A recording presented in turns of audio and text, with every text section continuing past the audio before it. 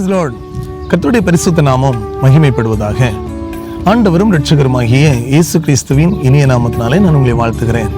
இந்த நாளிலும் ஒரு வசனத்தின் மூலமாக உங்களை சந்திப்பதில் மிகுந்த மகிழ்ச்சி அடைகிறேன். அப்போஸ்தலர் 13வது அதிகாரத்தில் 34வது வசனத்தில் பார்க்கும்போது, தாவீதுக்கு அருளின நிச்சயமான கிருபைகளை உங்களுக்கு கட்டளையிடுவேன் என்று ஆண்டவர் சொல்லுகிறார். எனக்கு அன்பான தேவ பிள்ளைகளே, இந்த தாவீதை நம்முடைய வேதத்தில் பார்க்கும்போது தாவீது நாளுக்கு நாள் விருத்தி அடைந்தான் என்று சொல்லப்பட்டிருக்கிறது. விருத்தி அடைவதற்கு காரணம் தேவனாகிய கர்த்தர் தாவீதோடு கூட இருந்தார்.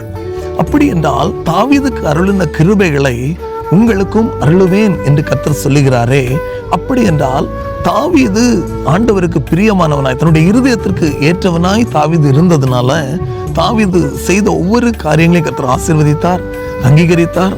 தாவீதுக்கு தமது கிருபையை விளங்க பண்ணினார். அதே போல நம்முடைய வாழ்க்கையில இந்த வார்த்தைகளை கேட்டுக்கொண்டிருக்கிற உங்களுடைய வாழ்க்கையில கர்த்தர் விரும்புகிற காரியங்கள், கர்த்தருடைய இருதயத்திற்கு ஏற்ற காரியங்களை நீங்கள் செய்து ஆண்டவருக்கு பிரியமாய் உங்கள் வாழ்க்கையை நீங்கள் வாழும் போது நிச்சயமாகவே கர்த்தர் உங்கள் வாழ்க்கையில மேன்மையாய் உங்களை நடத்துவார். ஏனென்றால் வேதம் சொல்லுகிறது, அவர் தாழ்மை உள்ளவர்களுக்கு கிருபை அளிக்கிறார்.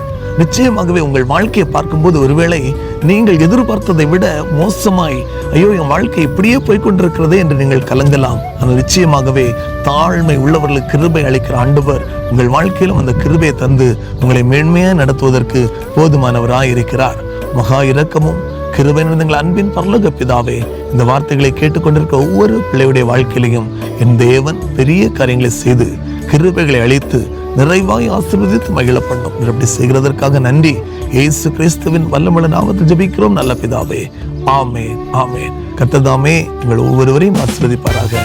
God bless you.